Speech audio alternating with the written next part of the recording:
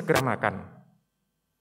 Bukankah sebaiknya ia akan berkata kepada hamba itu, sediakanlah makananku, ikatlah pinggangmu, dan layanilah aku sampai selesai aku makan dan minum. Dan sesudah itu engkau boleh makan dan minum. Adakah ia berterima kasih kepada hamba itu karena hamba itu telah melakukan apa yang ditugaskan kepadanya? Demikian jugalah kamu. Apabila kamu telah melakukan segala sesuatu yang ditugaskan kepadamu, hendaklah kamu berkata, kami adalah hamba-hamba yang tidak berguna. Kami hanya melakukan apa yang kami harus lakukan. Demikian firman Tuhan.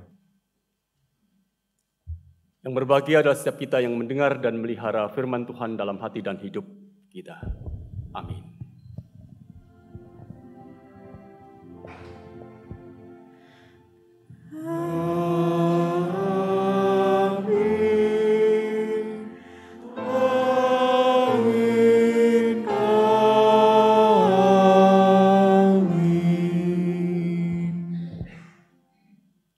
Jemaat yang dikasihi dan yang mengasihi Tuhan, kita akan memperhatikan ayat yang ke-6 dari Injil Lukas pasal 17 yang menjadi bagian dari bacaan kita pada pagi hari ini. Ayat ini akan menjadi nats kita, menjadi titik tolak kita untuk memahami apa yang menjadi firman Tuhan. Jawab Tuhan, kalau sekiranya kamu mempunyai iman sebesar biji sesawi saja, kamu dapat berkata kepada pohon ara ini, terbantunlah engkau dan tertanamlah di dalam laut, dan ia akan taat kepadamu. Bapak, Ibu, dan saudara-saudara yang dikasihi dan yang mengasihi Tuhan. Teks kita pada pagi hari ini berbicara tentang iman. Dan kita tahu, kita juga sadar, kalau kita berbicara tentang iman, idealnya kita juga harus berbicara tentang perbuatan. Karena namanya iman itu harus disertai perbuatan. Iman itu harus melekat dengan perbuatan. Yakobus dalam suratnya memberikan penegasan akan hal ini. Iman tanpa perbuatan pada hakikatnya adalah mati.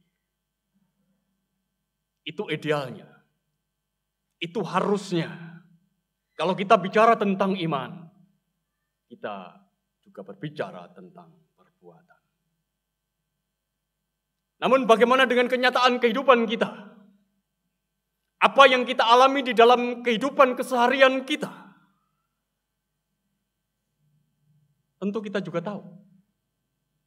Kita juga merasakan bahwa iman itu masih sering dipisahkan dari perbuatan.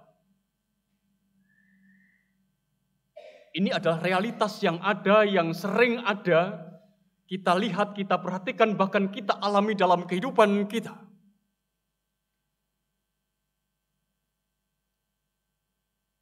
Kita beriman bahwa Tuhan itu akan menjaga kesehatan kita. Kita beriman bahwa Tuhan akan menjaga kesehatan kita. Namun pertanyaannya, apakah kita juga menunjukkan tindakan iman yang menyertainya? Bukankah dalam kehidupan kita sering kita mengungkapkan ini? Aku percaya bahwa Tuhan itu akan menjagaku supaya aku tetap sehat. Tapi makanan apa saja dihajar. Tidak perlu mempertimbangkan banyak hal untuk makan. Pikiran dijejali dengan banyak beban. Tidur dengan jam yang kurang. Inilah yang sering ada. Nggih apa mboten kinten nih.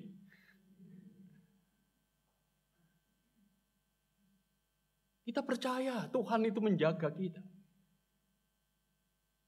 Tetapi sering sekali kita juga tidak melanjutkan dengan tindakan iman yang itu ada dalam hidup kita.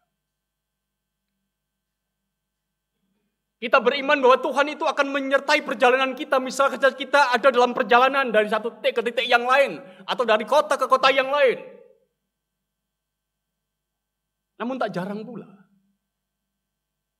kita mendapati mungkin diri kita, mungkin orang lain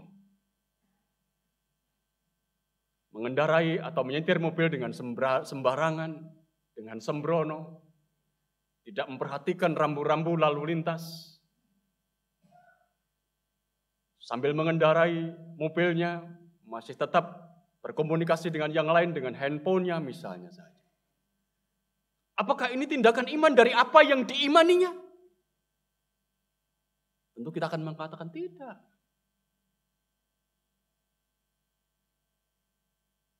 Siapa yang beriman akan memiliki berat badan yang ideal?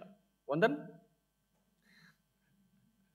Artinya berat badan yang ideal itu artinya ya tidak terlalu subur, begitu. Siapa yang beriman seperti itu? Kita? Barangkali ada di antara kita. Tapi kalau iman itu sendiri kemudian tidak kita sertai dengan tindakan iman, menjaga pola makan,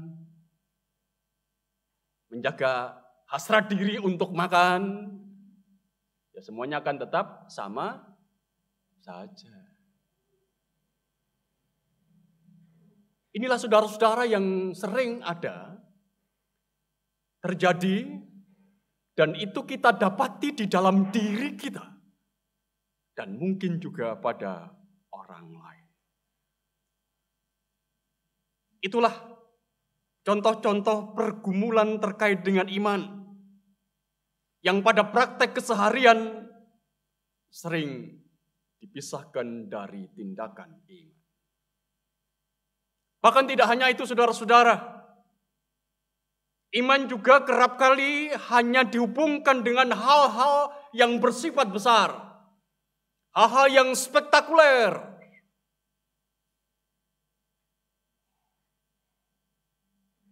Misalnya saja, seorang beriman bahwa Tuhan itu adalah dokter yang agung. Dia adalah penyembuh terhebat di atas muka bumi ini. Dan karena imannya ini saudara-saudara, kemudian ketika ia sakit, dia menolak untuk dirawat secara medis. Dia percaya dengan doaku, aku akan disembuhkan. Dengan doaku, aku akan mendapatkan kesembuhan seperti apa yang aku imani kepada dia. Sang dokter agung itu. Realitas seperti ini masih ada. Kenyataan seperti ini ada di sekitar kita. Seolah-olah iman itu hanya berhubungan dengan apa yang besar, apa yang spektakuler, apa yang menurut nalar itu seolah-olah jauh dijangkau.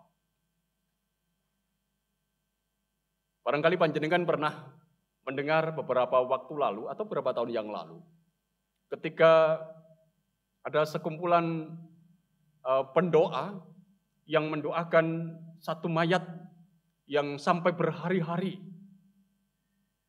Mayat ini dikelilingi mereka, dan mereka terus berdoa dan menyanyi, berdoa dan menyanyi. Mereka beriman bahwa Tuhan akan membangkitkan pribadi yang sudah mati ini. Berhari-hari. Dan itu kemudian saudara-saudara, meresahkan orang-orang di sekitarnya. Dan mayat itu tetap menjadi mayat. Bapak, Ibu, dan saudara-saudara yang dikasihi dan yang mengasihi Tuhan. Itulah pergumulan kedua terkait dengan iman kepada Tuhan. Yang kerap kali hanya dihubungkan dengan hal-hal yang besar, hal-hal yang spektakuler. Dan tampaknya seperti ini juga yang dipahami oleh Rasul-Rasul Yesus atau murid-murid Tuhan Yesus. Mereka meminta hal-hal yang besar. Dan itu terindikasi dari apa yang disampaikan oleh mereka kepada Tuhan Yesus di dalam bacaan kita. Lukas pasal yang ke-17 ayat yang ke-5. Mulai bacaan kita tadi dikatakan begini. Lalu kata rasul-rasul itu kepada Tuhan, tambahkanlah iman kami. Tambahkanlah iman kami. Itu yang diungkapkan. Supaya apa? Supaya iman itu menjadi besar. Tentu saudara-saudara, bukan tanpa alasan.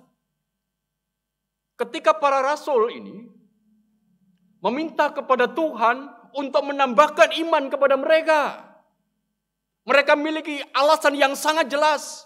Mengapa mereka meminta ini? Tambahkanlah iman kami. Karena Tuhan Yesus sebelumnya itu memperlihatkan kepada mereka, mengatakan kepada mereka, ada tantangan besar di hadapanmu. Engkau sebagai rasul-rasulku. Ada hal besar yang itu harus engkau hadapi di dalam hidupmu. Mari perhatikan di dalam perikop sebelumnya. Pasal 17 ayat 1 sampai ayat yang keempat dikatakan begini. Yesus berkata kepada murid-muridnya, tidak mungkin tidak akan ada penyesatan. Tetapi celakalah orang yang mengadakannya. Adakah lebih baik baginya jika sebuah batu kilangan diikatkan pada lehernya, lalu ia dilemparkan ke dalam laut, daripada menyesatkan salah satu dari orang-orang yang lemah ini? Itu tantangan pertama yang harus dihadapi oleh para rasul, yaitu tantangan penyesatan yang akan terjadi di dalam kehidupan orang yang percaya. Dan ini menjadi tantangan besar bagi mereka. Tantangan kedua, saudara-saudara, di dalam ayat yang ketiga dan ayat yang keempat. Jagalah dirimu. Jikalau saudaramu berbuat dosa, tegurlah dia. Dan jikalau ia menyesal, ampunilah dia. Bahkan jikalau ia berbuat dosa terhadap engkau 7 kali sehari dan 7 kali ia kembali kepadamu dan berkata, aku menyesal, engkau harus mengampuni dia. Ini tantangan kedua. Tantangan untuk mengampuni orang lain, saudara-saudara. Ini bukan persoalan kecil di dalam kehidupan para rasul, bahkan mungkin juga di dalam kehidupan kita. Yang namanya mengampuni orang lain, itu bukan sesuatu yang sederhana di dalam hidup kita. Banyak orang tidak bisa mengampuni orang lain. Karena telah menyakiti, telah melukai, telah mendukakan. Dan itu menjadi 2 tantangan besar dari para murid. Yang itu disampaikan oleh Tuhan Yesus. Oleh karena itu mereka meminta kepada Tuhan Yesus, tambahkanlah iman kami. Mereka berpikir, kalau iman mereka itu menjadi semakin besar, kalau iman mereka itu ditambahkan, maka mereka merasa akan mampu untuk menghadapi tantangan-tantangan besar itu. Itu yang ada dalam benak mereka, yang ada dalam pikiran para rasul. Tetapi Tuhan Yesus, saudara-saudara, pada saat itu merespon, menjawab permohonan murid-murid itu dengan mengatakan, dengan analogi biji sesawi. Di dalam nats kita dikatakan kepada kita.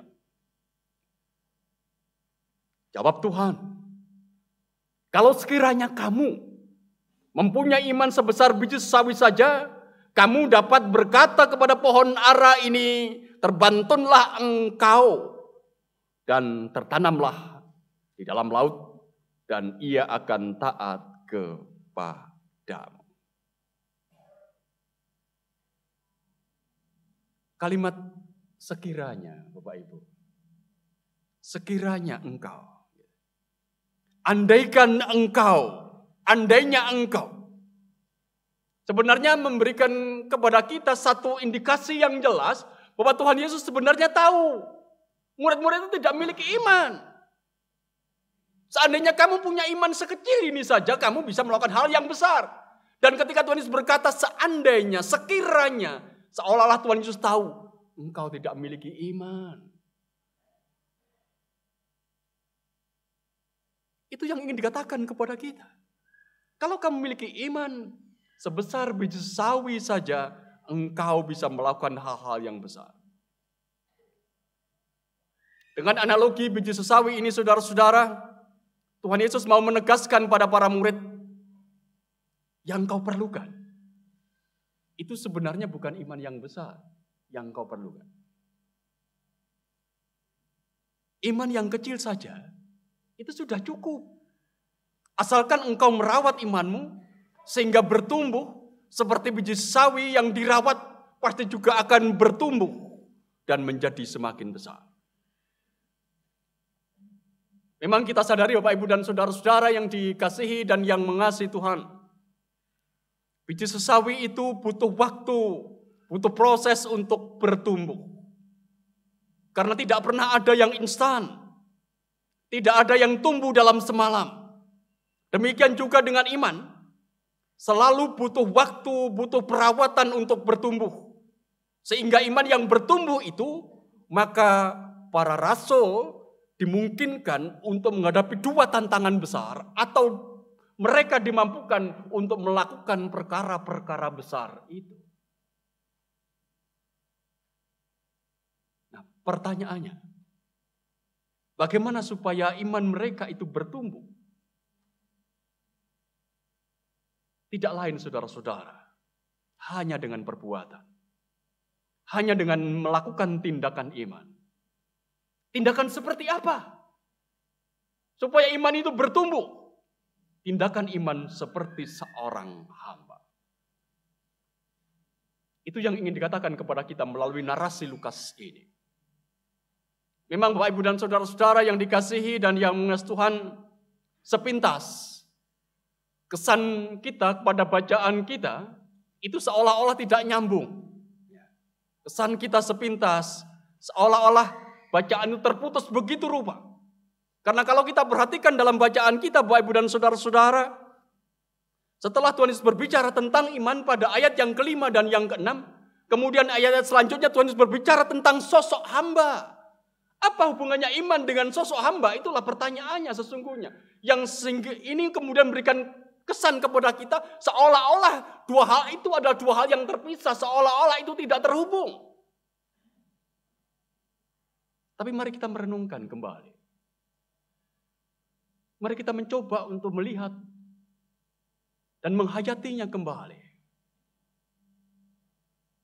Sesungguhnya Bapak Ibu dan saudara-saudara yang dikasihi dan yang mengasihi Tuhan, kalau kita merenungkan lebih dalam dari narasi yang menjadi bacaan kita pada pagi hari ini, kita justru akan menemukan bahwa keduanya itu memiliki hubungan yang dekat, hubungan yang tidak terpisahkan. Karena sungguhnya keduanya itu berbicara tentang iman dan tindakan. Tentang iman dan perbuatan. Jadi dalam bahasa sederhana kita bisa mengatakan begini. Ayat 5 dan ayat yang ke-6 itu berbicara tentang jalan iman. Kemudian ayat 7 sampai ayat yang ke-10 itu berbicara tentang tindakan iman. Sederhananya, hubungan iman dan tindakan iman itu bisa dikatakan begini. Iman yang bertumbuh, seperti biji sesawi yang tumbuh, adalah iman yang dihidupi dengan tindakan iman dalam keseharian. Seperti pekerjaan keseharian seorang hamba. Seluruh hati, pikiran, kekuatannya digunakan untuk melayani tuannya. Dan Tuhan Yesus mengatakan dengan sangat jelas, seorang hamba bekerja membajak atau mengembalakan ternak. Kemudian dia pulang dan kemudian dia harus menyediakan makanan untuk tuannya, melayani tuannya.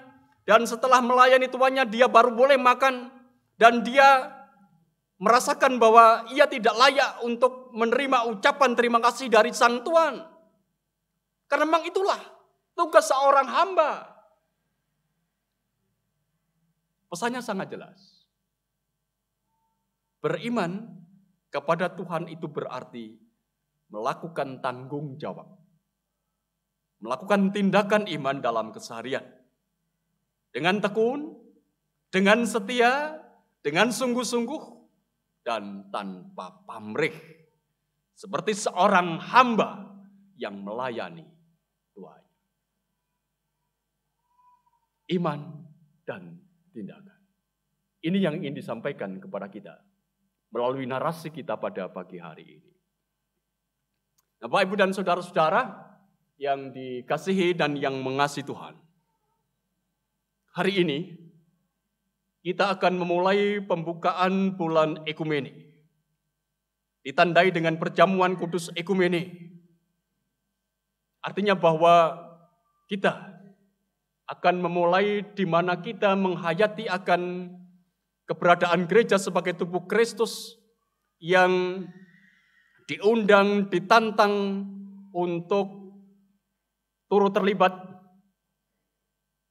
hidup dalam satu kesatuan dengan tubuh Kristus yang lain, bagian tubuh Kristus yang lain. Oleh karena itu, seperti apa yang menjadi ungkapan tema kita pada pagi hari, mewujudkan hubungan dan kerjasama antar umat sebagai panggilan pelayanan, itu biarkanlah menjadi tantangan atas kehidupan kita pada saat ini. Karena sesungguhnya ketika kita menghayati akan panggilan kita sebagai bagian dari tubuh Kristus, mau tidak mau itulah yang harus kita hadapi di dalam kehidupan kita. Kita bersinggungan di dalam kehidupan kita bersama dengan orang lain, itu bukan hanya dengan orang-orang Kristen, tapi dengan orang-orang yang memiliki kepercayaan yang lain. Dan jika kita menghayati bahwa itu adalah tantangan besar kehidupan kita, saudara-saudara. Barangkali kalau kita mencoba mengidentifikasikan diri seperti apa yang terjadi atas kehidupan para murid pada saat itu, mungkin kita juga akan minta kepada Tuhan, Tuhan tambahkanlah imanku supaya aku mampu untuk menghadapi tantangan itu. Tetapi saudara-saudara, melalui narasi kita pada pagi hari ini, kita diajarkan untuk menghayati apa yang menjadi panggilan kita, mewujudkan hubungan dan kerjasama antar umat, itu dalam kehidupan keseharian kita bertolak dari iman kita. Iman apa? Iman kita kepada Kristus yang telah menebus dunia ini, Yesus yang telah mempersatukan setiap orang yang ditebusnya dalam satu persekutuan kudus. Dan dengan iman itu juga kita melakukan hal-hal yang menjadi tugas tanggung jawab dalam kita keseharian. Setiap orang punya peran kan dalam kehidupan kita keseharian. Apapun itu. Dalam pekerjaan kita, dalam persekutuan kita, dalam kehidupan keseharian kita, dimanapun kita berada. Mari kita setia melakukan tugas itu. Melakukan itu dengan sungguh-sungguh, dengan tanpa pamrih. Sebagai sarana bagi kita untuk apa? Untuk mewujudkan iman yang itu nyata dalam kehidupan kita, bahwa aku percaya Tuhan itu menyelamatkan dunia, supaya dengan karyaku pula, maka dunia juga boleh ada mengenal karya keselamatan yang dinyatakan di dalam Tuhan Yesus Kristus. Inilah saudara-saudara yang sekiranya menjadi inspirasi atas kehidupan kita, memulai bulan Ekumene pada minggu ini. Mari kita menandaskan langkah keseharian kita dengan sungguh-sungguh dan tanpa pamrih. Dengan siapapun kita berjumpa, dengan siapapun kita bertemu. Secara khusus perjumpaan kita dengan mereka yang memiliki kepercayaan lain. Biarkanlah itu akan kita lakukan dengan sungguh-sungguh dalam percakapan, dalam perjumpaan yang sesungguhnya perjumpaan yang mempersatukan kita, bukan yang memisahkan kita. Karena kita percaya Tuhan itu ingin dunia itu ada dalam keselamatannya. Dan ia memperkenalkan dirinya dalam karya Tuhan Yesus. Mari kita menghayati ini melalui perjamuan kudus yang akan kita lakukan dan kita terima bersama. Amin. Satu doa untuk kita.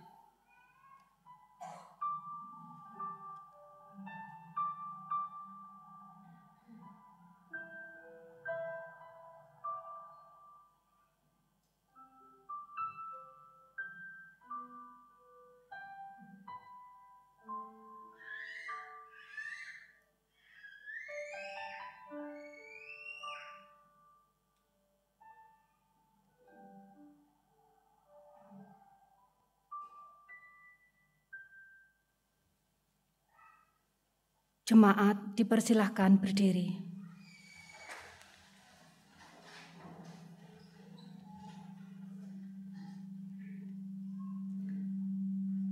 Marilah kita memperbarui iman percaya kita kepada Tuhan dengan bersama-sama mengucapkan pengakuan iman rasuli yang demikian.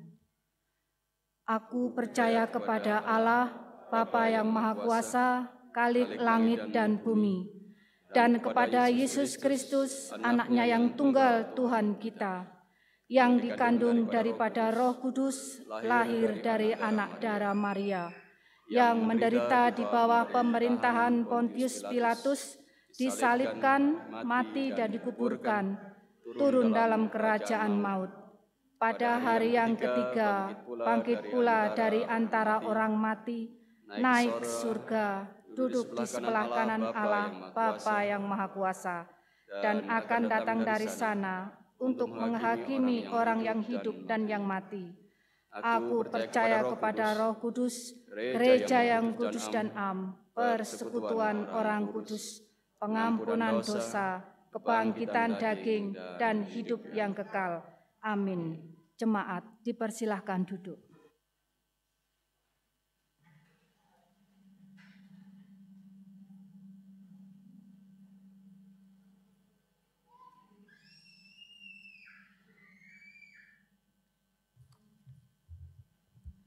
Bapak, Ibu, Saudara, sebagai ungkapan syukur atas berkat Tuhan dalam kehidupan kita, mari kita memberikan persembahan minggu yang telah kita persiapkan. Bagian Alkitab yang melandasi persembahan saat ini diambil dari 1 Tawarik 29 ayat 17. Aku tahu, ya Allahku, bahwa Engkau adalah penguji dan berkenan kepada keikhlasan. Maka aku pun mempersembahkan semuanya itu dengan sukarela dan tulus ikhlas, dan sekarang umat-Mu yang hadir di sini telah kulihat memberikan persembahan sukarela kepadamu dengan sukacita. Mari kita memberikan persembahan dengan memuji dari Kidung Jemaat nomor 293, bait yang pertama dan kedua.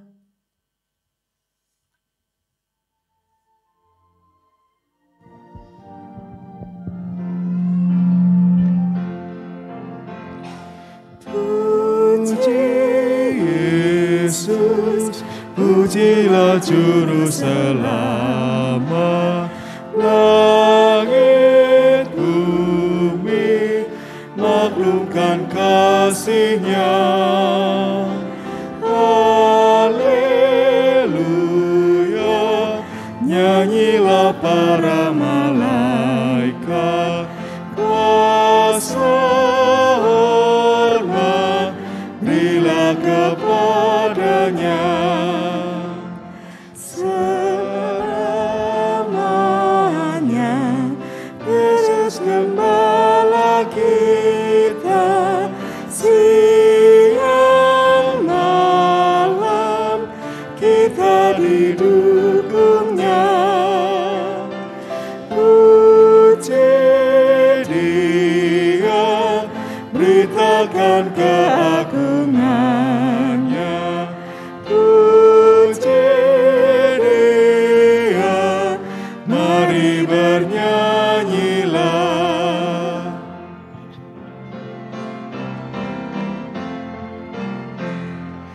Puji Yesus, pujilah Juru Selamat. Pada salib dosa dihapusnya, gunung batu dan pengharapan abadi dinyatakan di Bukit Golgota. Haleluya, hilanglah duka cita oleh kuasa kasih setia-Nya.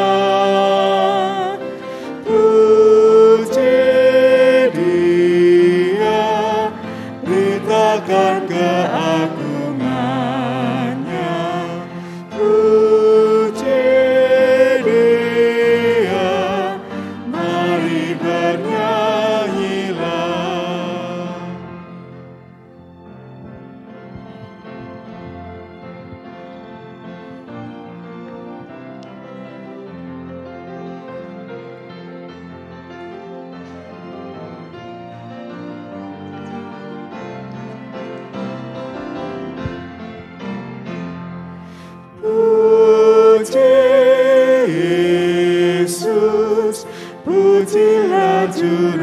selamat.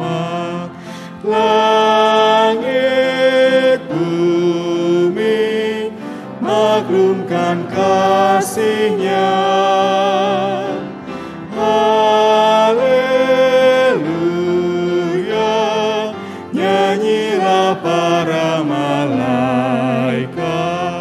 Kuasa hormat berilah kepadanya. Selamanya Yesus Gembala kita, siang malam kita didukung-Nya. Puji Dia, beritakan kebenaran-Nya. Puji Dia, mari bernyanyilah.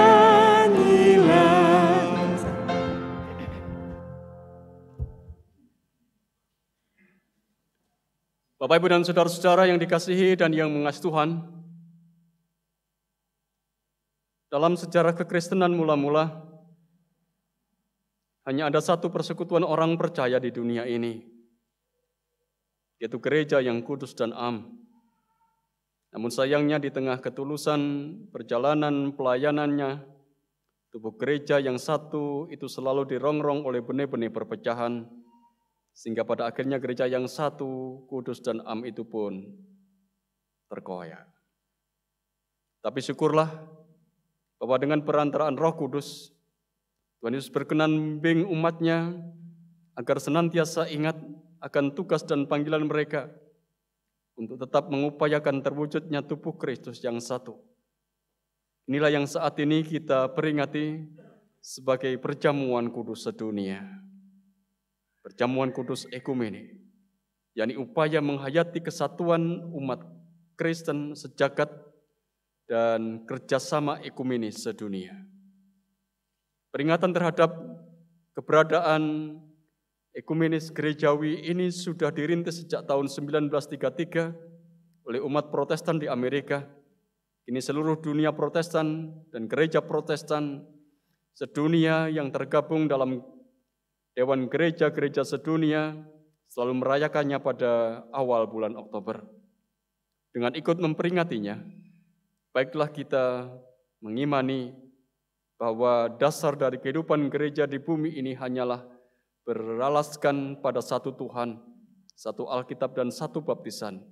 Oleh sebab itu kiranya kita juga senantiasa waspada terhadap bahaya perpecahan di dalam tubuh Kristus.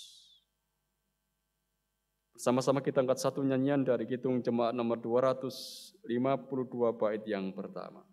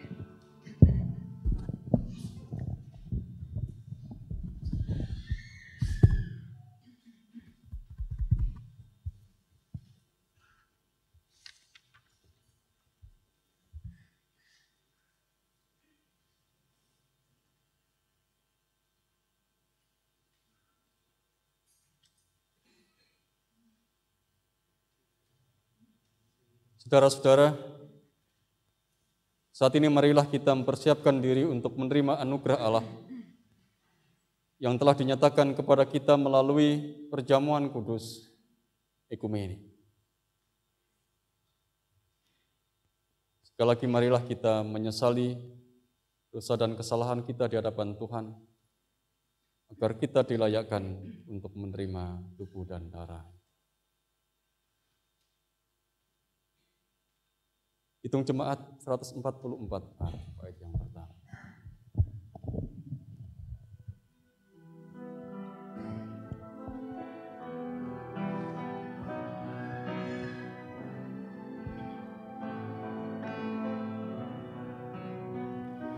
Suara Yesus ku dengar, hai Maria yang penang, serahkanlah kepadaku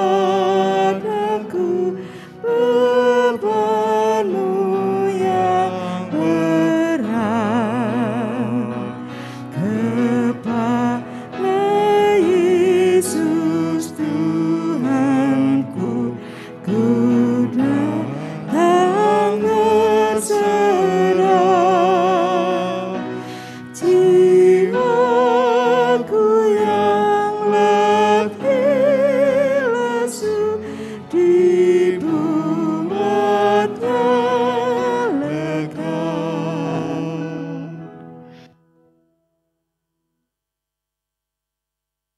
Mari bersama-sama kita berdoa.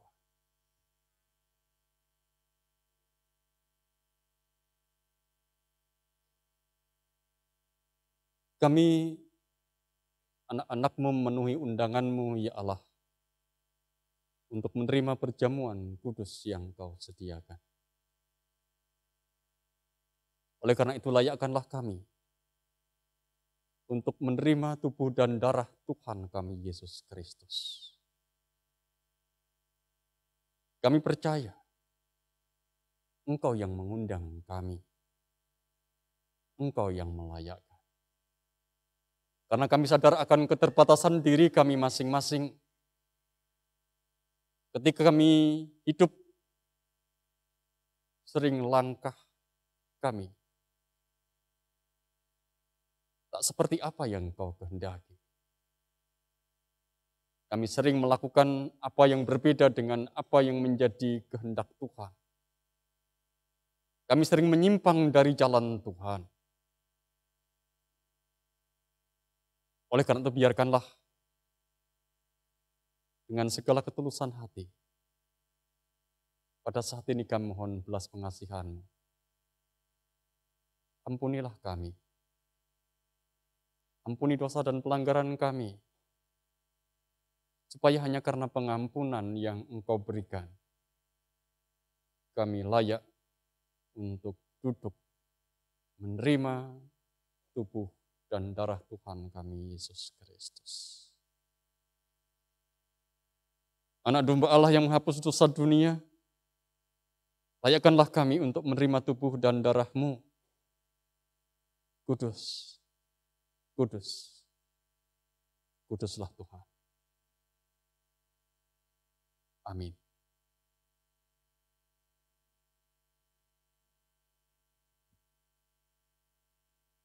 Di meja perjamuan ini,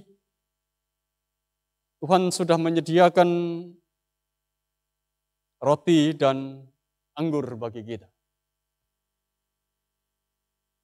Menjadi simbol, menjadi tanda atas tubuh dan darah Tuhan kita Yesus Kristus yang telah diberikan kepada kita, kepada orang percaya, supaya dunia ini boleh ada dalam keselamatan.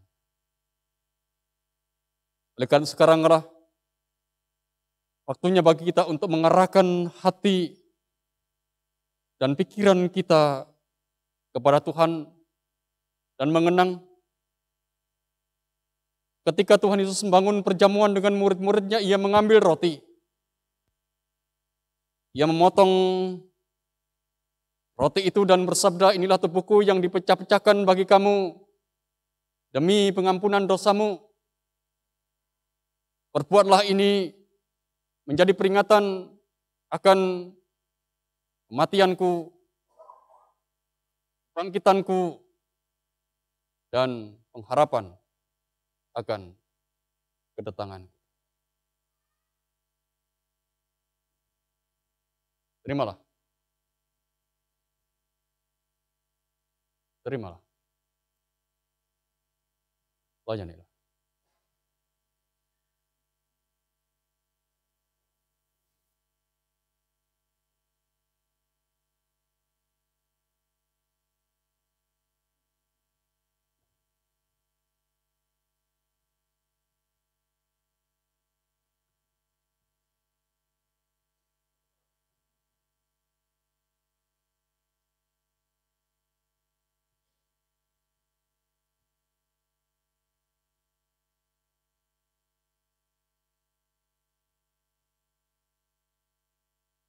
Tuhan Yesus bersabda, terimalah,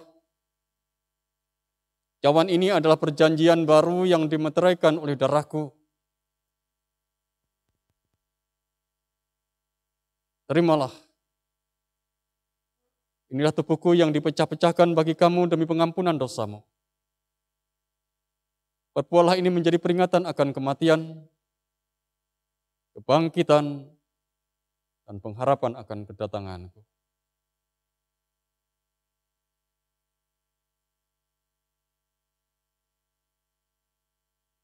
Tubuh Yesus bagimu, saudara-saudariku, terimalah. Tubuh Yesus bagimu.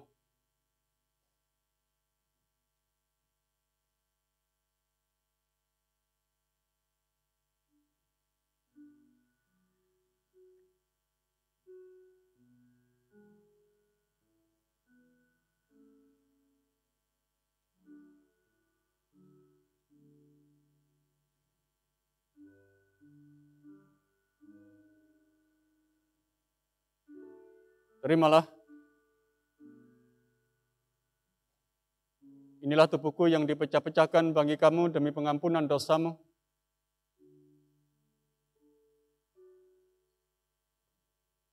Perbuatlah ini menjadi peringatan akan kematian, kebangkitan,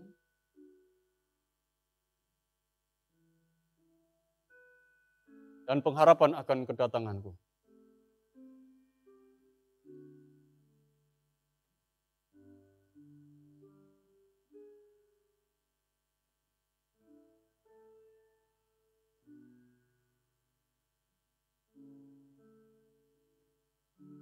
Tubuh Yesus bagimu, saudara-saudariku, terimalah.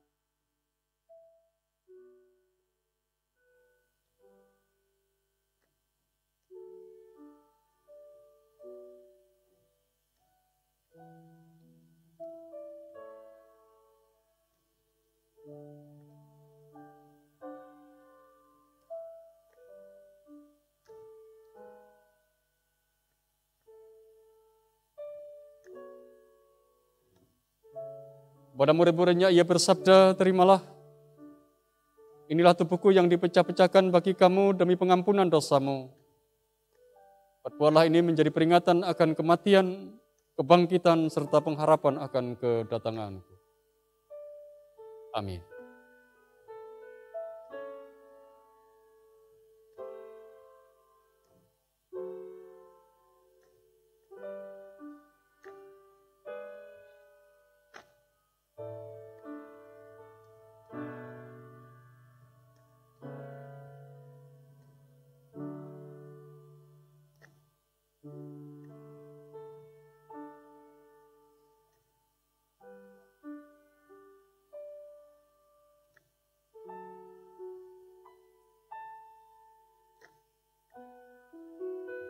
Terimalah dan layanilah.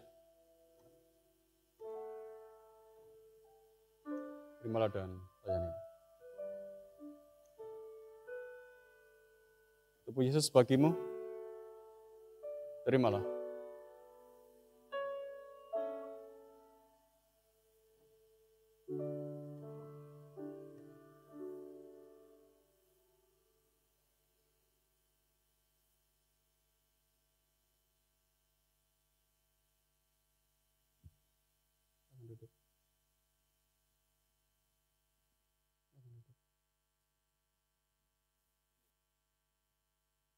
Terimalah.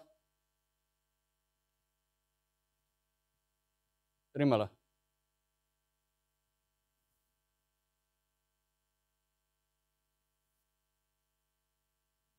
Apakah semuanya sudah terlayani? Mari bersama-sama mengingat Yesus bersabda, inilah tubuhku yang dipecah-pecahkan bagi kamu demi pengampunan dosamu. Perbuatlah ini menjadi peringatan akan kematian dan kebangkitanku, serta pengharapan akan kedatangan. Makanlah.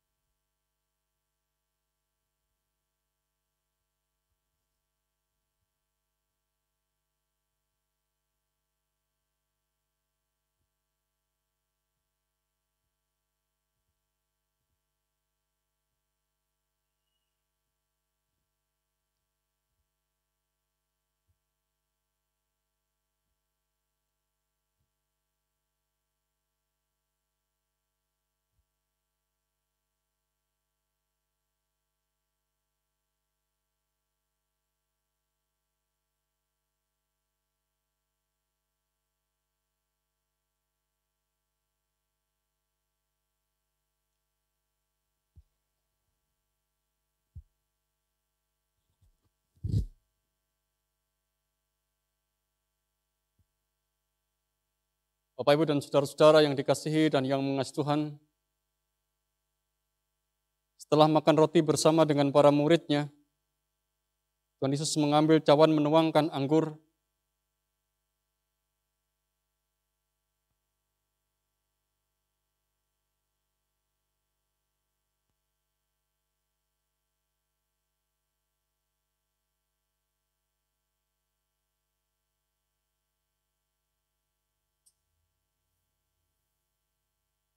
dan Ia memberikan kepada murid-murid-Nya serta bersabda, terimalah, cawan ini adalah perjanjian baru yang telah dimeteraikan oleh darahku, yang telah tercurah demi pengampunan dosamu. Perbuatlah ini menjadi peringatan akan kematian, kebangkitanku, dan pengharapan akan kedatangan.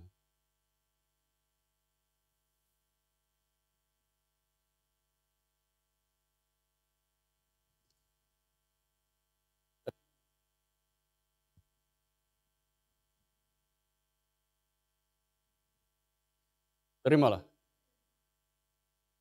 Layanilah.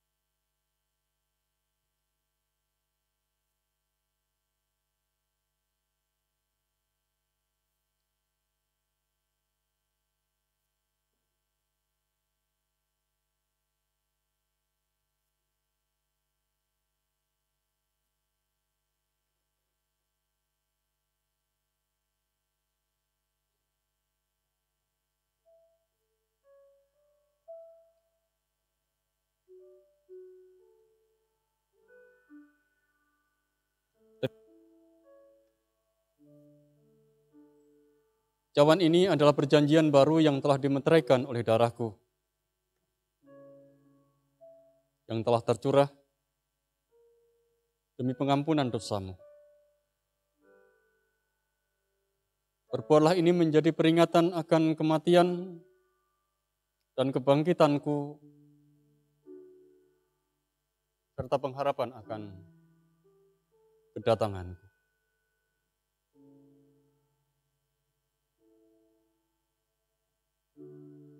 Terimalah.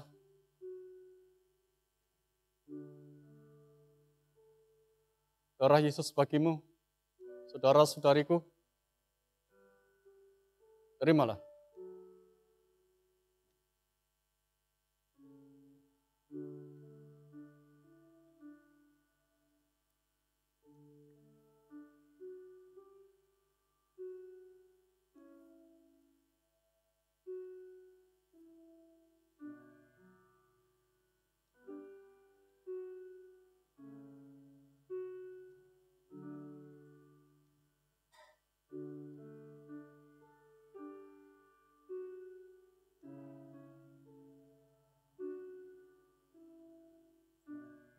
Ia bersabda, terimalah. Cawan ini adalah perjanjian baru yang telah dimeteraikan oleh darahku, yang telah tercurah demi pengampunan dosamu. Perbuatlah ini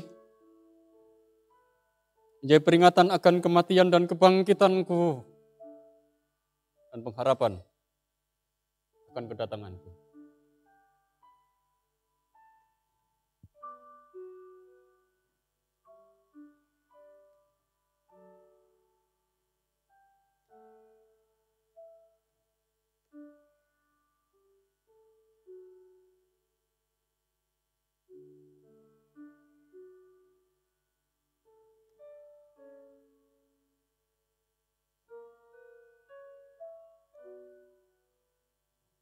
Terimalah.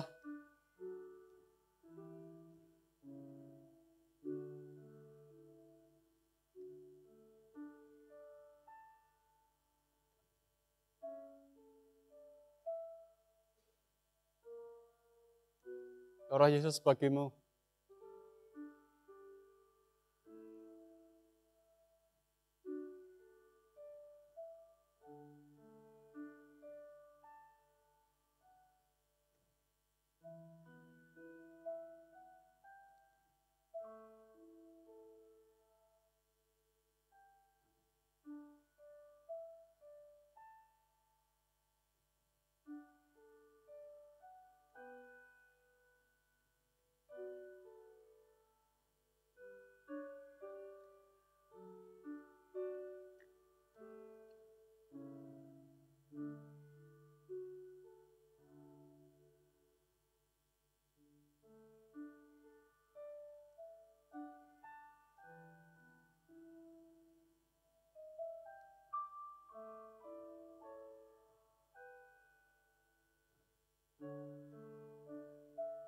Ia bersabda kepada murid-muridnya, terimalah, cawan ini adalah perjanjian baru yang dimeteraikan oleh darahku yang telah tercurah demi pengampunan dosamu. Perbuatlah ini menjadi peringatan akan kematian, kebangkitanku, dan pengharapan akan kedatanganku. Amin.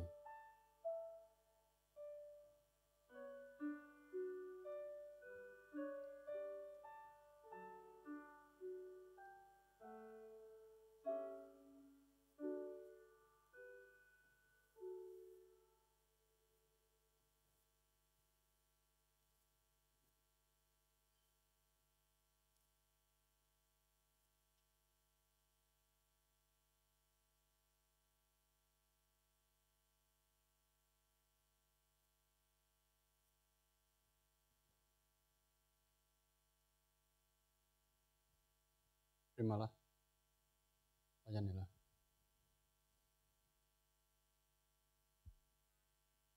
Terimalah, layanilah.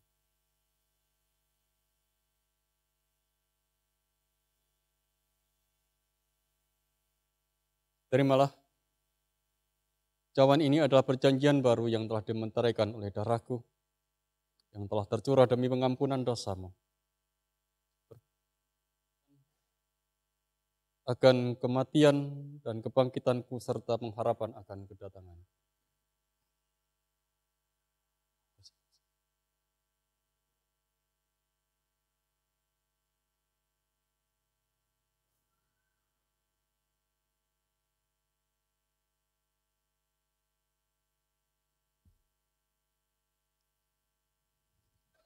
Ia bersabda, terimalah. Terimalah.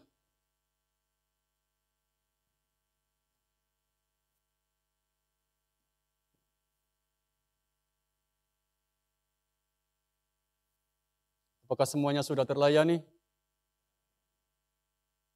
Mari kita menghayati, menerima apa yang menjadi darah Kristus untuk kita.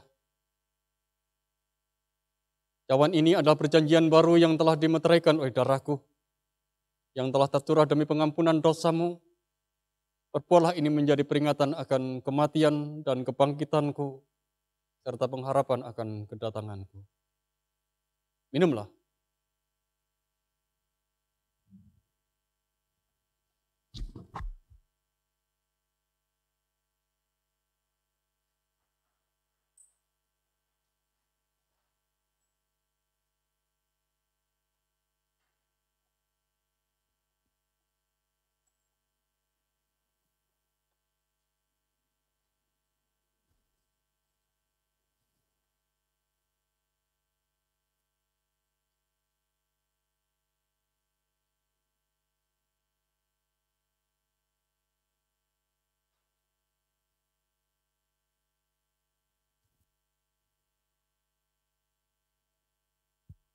Jemaat yang dikasihi dan yang mengasihi Tuhan,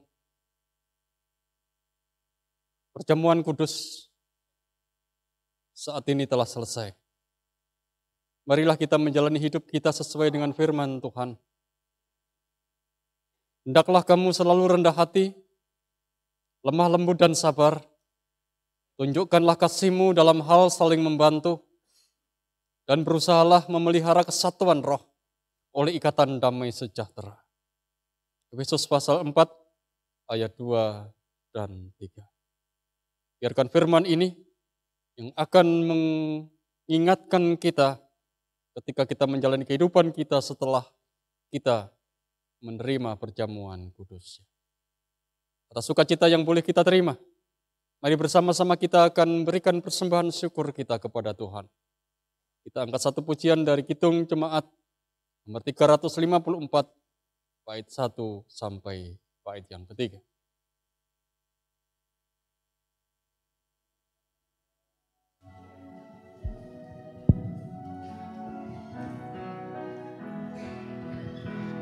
Dengan lembut Tuhanku di dalam kasih-Nya, mencari akan ragu yang hilang berjalan. Bahana syukur terdengar seisi surga menggelegar. Kasih-Nya mencari, darah melunasi. Ku diraih kembali padanya.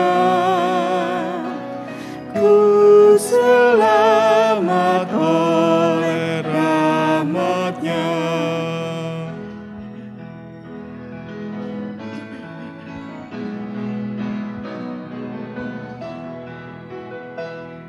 Dosaku telah dibasuh sehingga ku sembuh. Bisiknya kepadaku, Engkaulah milikku. Suaranya yang lembut merdu telah menghibur hatiku. Kasih-Nya mencari, darah melunasi. Ku diraih kembali padanya. Ku selamat oleh rahmat-Nya.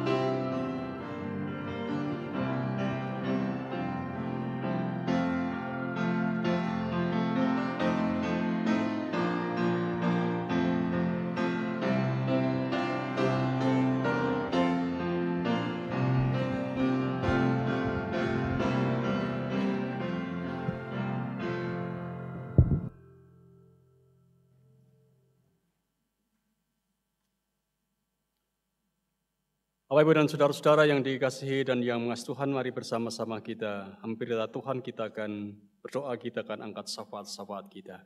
Mari berdoa.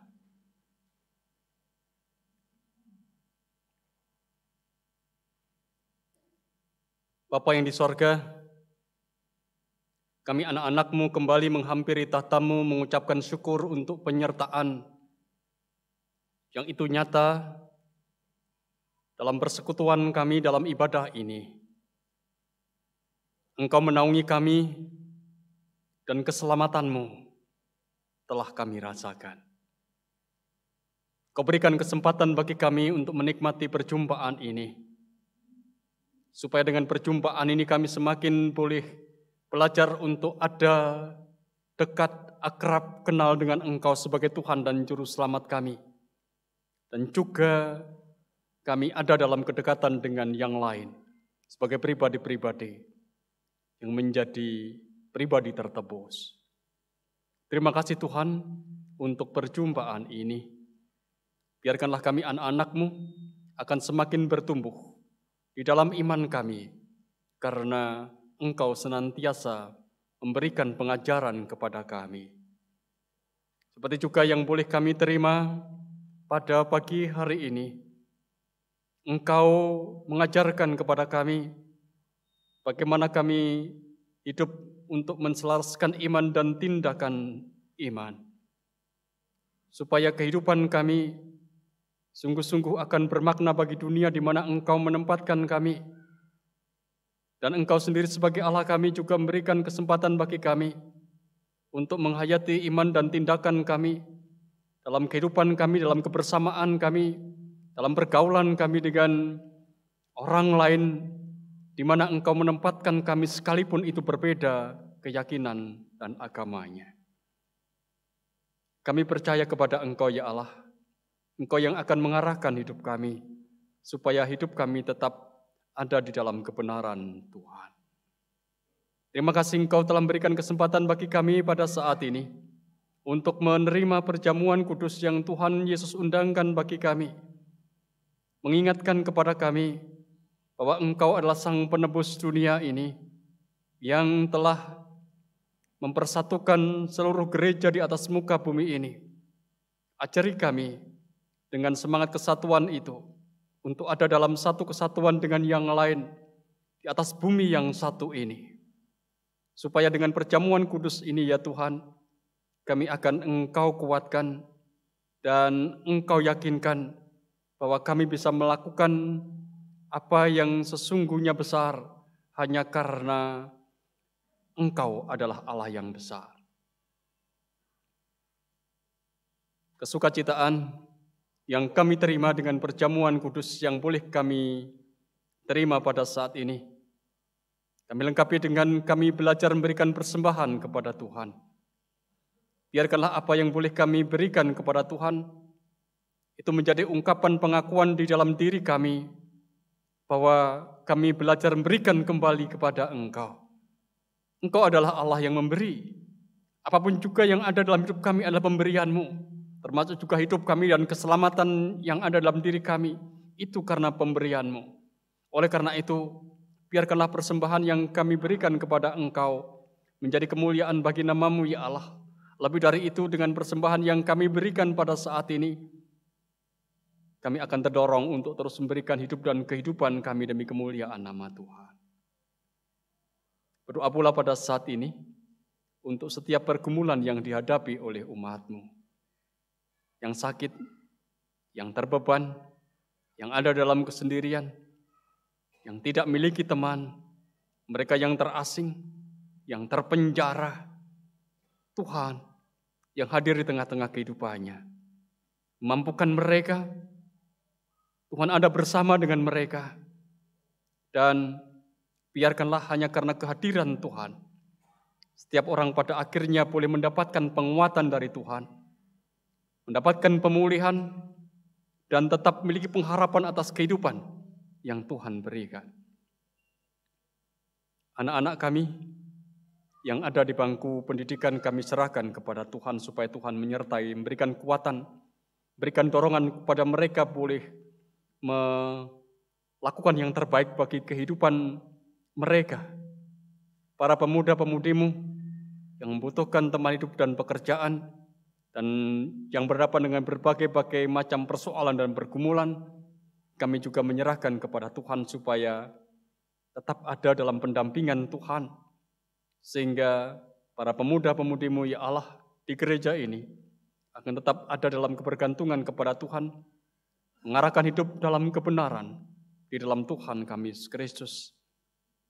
Bapak Ibu kami yang sudah ada Yosua, kami juga serahkan kepada Tuhan, supaya Tuhan berikan kekuatan dan Tuhan berikan penghiburan, supaya sekalipun ada dalam keterbatasan, setiap orang pada akhirnya tetap boleh bersyukur kepada Engkau. Pewartaan Injil yang ada di atas muka bumi ini, biarkanlah juga Tuhan menyertainya. Mampukan setiap orang untuk mewartakan Injil, membawa kabar kesukacitaan bagi dunia ini, dalam situasi baik ataupun tidak. Karena sungguhnya itu menjadi tugas panggilan setiap orang yang percaya kepada Engkau.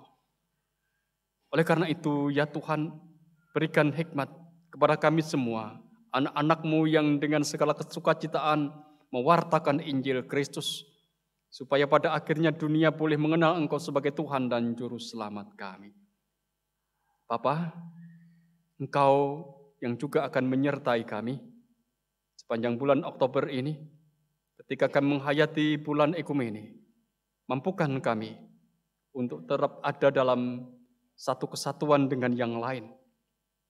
Sekalipun kami berbeda keyakinan, berbeda prinsip-prinsip dalam kehidupan, tetapi kami hidup dan menghidupi bumi yang sama yang Engkau ciptakan. Kami berdoa pula pada saat ini untuk kehidupan bangsa dan negara kami, yang sesungguhnya kami tak tahu apa yang terjadi dan apa yang akan terjadi, tapi kami menyerahkan bahwa kehidupan bangsa ini ada dalam tangan Tuhan. Berikan kepada para negeri kami hikmat Tuhan, supaya mereka semua boleh mengambil kebijakan yang sesuai dengan apa yang menjadi kehendak-Mu dan menjadi sumber atas damai sejahtera bagi bumi ini. Perdamaian atas bangsa-bangsa di dunia ini juga kami serahkan kepada Tuhan, supaya bangsa-bangsa tetap memiliki hasrat untuk ada dalam perdamaian dengan yang lain. Kalau di sana-sini ada pergolakan, ada perang, kami yakin bahwa Engkau juga tidak akan tinggal diam. Engkau adalah Allah yang berkarya. Mampukan bangsa-bangsa di atas muka bumi ini untuk tetap memelihara semangat kesatuan, semangat yang menghidupi damai sejahtera atas seluruh ciptaan. Terima kasih Tuhan untuk apa yang boleh kami ungkapkan kepada Engkau dalam doa ini.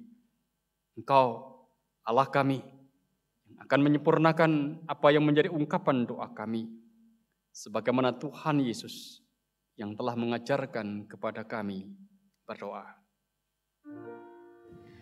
Bapa kami yang di sorga, dikuduskanlah nama-Mu, datanglah kerajaan-Mu, jadilah kehendak-Mu di bumi seperti di surga. Berikanlah kami pada hari ini makanan kami yang secukupnya, dan ampunilah kami akan kesalahan kami, seperti kami juga mengampuni orang yang bersalah kepada kami, dan janganlah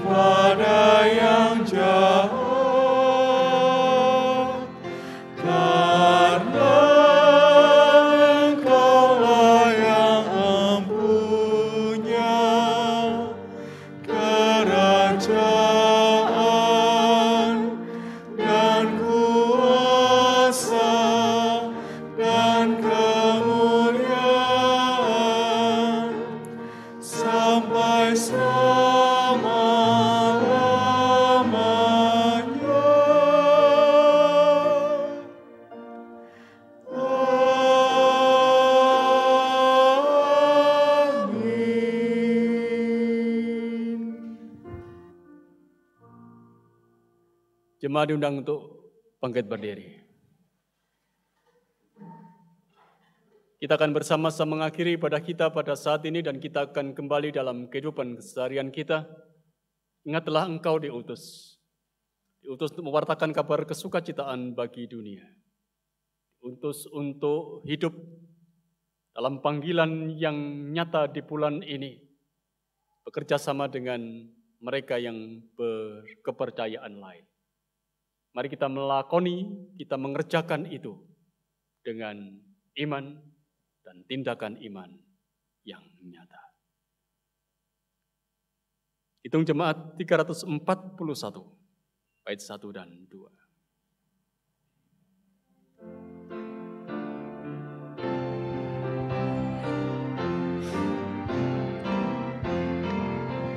Kuasa-Mu dan nama-Mu-lah hendak kami sebar, dan karena itu ya Tuhan kami takkan gentar, bagaikan padi segenggam mestilah mati dipendam, supaya tumbuh dan segar di panas surya memekar. Berbuahlah, tuaian pun besar.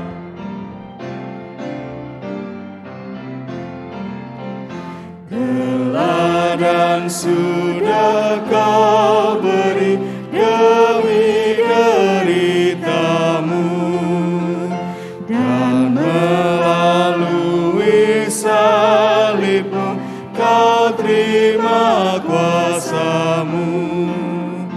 Bagian kami tak lebih seperti segenggam benih melintas kubur yang gelap, agar kelak kan menetap bersama-Mu di Firdaus gemerlap.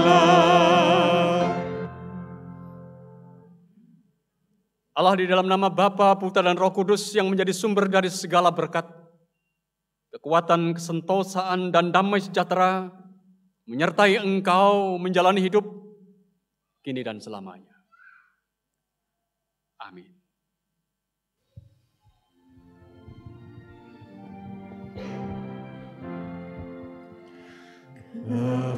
Kepadamu puji-pujian, mada syukur dan segala